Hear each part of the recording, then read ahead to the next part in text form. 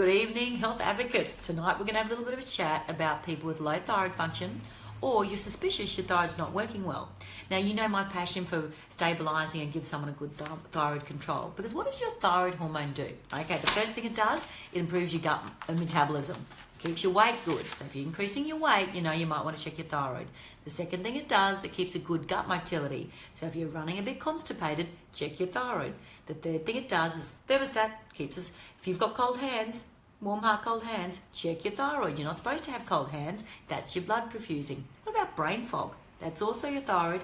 So you can see a lot of symptoms come up with low thyroid.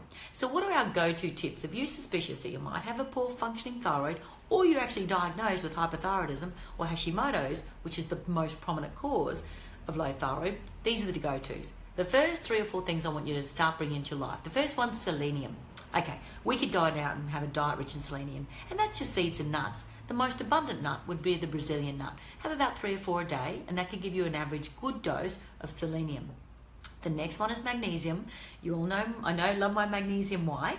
Because in my body, I need to convert my T4, which is my pro-hormone of thyroid, to my active form T3. I need my magnesium. So you need 2 grams a day, and you can ask us which one you can tolerate best. I love magnesium glycinate for my hypothyroid ladies or anyone with poor functioning thyroid. My third go-to is thiamine B1. They've actually released a new active form of B1 now, and it's fat soluble, so you can use smaller doses, or if you have poor gut function, because you get better absorption. But it's really good for people with poor sugar control or fatigue if you think you've got poor functioning thyroid. B1 is, you need at least between 200 to 500 milligrams a day. Ask us, it is a good dose. How would I know if I'm low on B1? Well, if I have a glass of wine and I feel a bit crappy, if I have some glutamine in my products or diet and I feel a bit off, check for thiamine deficiency. Okay, the last go-to, put it in your diet, is which amino acid or it's protein. The most important. Okay, look where you can get tyrosine. Comes from seafood-rich products, and so does other minerals. So they're the 4 things I want you to immediately include in your diet.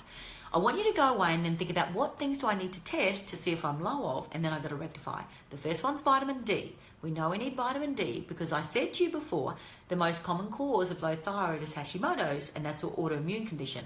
Vitamin D is your strongest autoimmune resilient product or vitamin to help you support autoimmune disease. Check your levels. We want to get them to at least 100.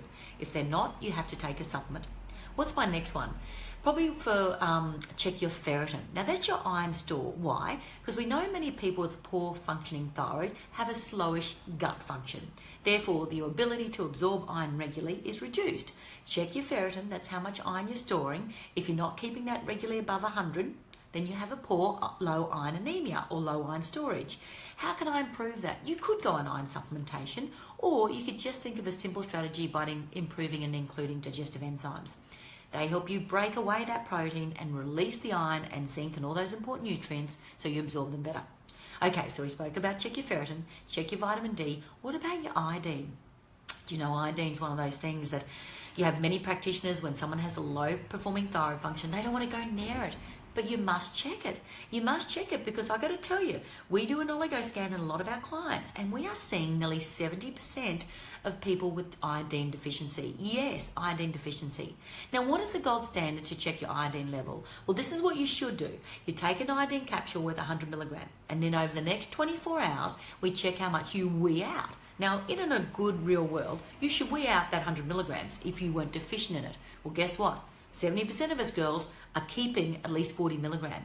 If you're keeping over 40 milligrams of iodine, your body's really deficient because the recommended daily allowance is between 150 and 200 microgram. You can see it's a big difference. It's a 10-fold difference.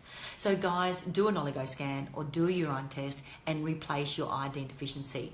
Now, if you have got Hashimoto's, you have to gently dose very small and increase it gradually. I do that with all my thyroid ladies, and once we correct the deficiency, you have to make sure you get iodine from your diet. Now, you're going to get iodine most prominently found in seafood type products, fish, oysters, and that's where you can do a bit of Googling and find out. The last thing I want you to test, if you've got any low thyroid symptoms, is your B12.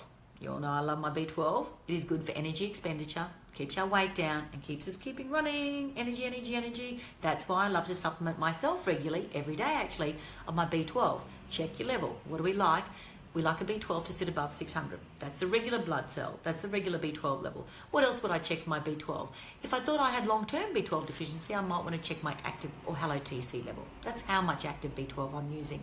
Why? Because if I'm keeping my metabolism improving, therefore I can support good thyroid function. Okay, they all go together. I've spoken about the key nutrients to start straight away.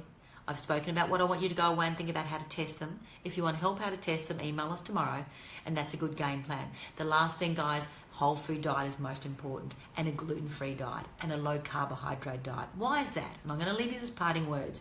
We know majority of people with a poor or underactive thyroid generally have poor digestive processes, and therefore you get other infections. You get a Helicobacter infection in your upper stomach, or you get a SIBO, a small intestine infection, and all of a sudden when you have carbohydrates, your whole digestive or microbiome explodes. You have to look at a low carb diet. That's important.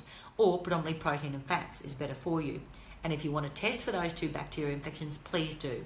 The latest research suggested about a 60% of population who had low thyroid symptoms had these gut infections. So we do have a very good gut guide here that can support you in a good gut journey to eradicate any of those infections, and I highly recommend you look at it and email us tomorrow. I wish you a merry night, and we'll speak to you next week. Ciao.